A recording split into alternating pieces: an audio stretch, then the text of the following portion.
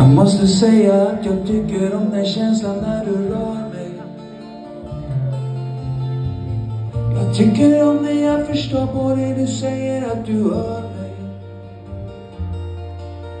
Känslan av att du och jag är faktiskt samma sak. Så om jag ligger ner på marken vill jag ändå att du ser mig.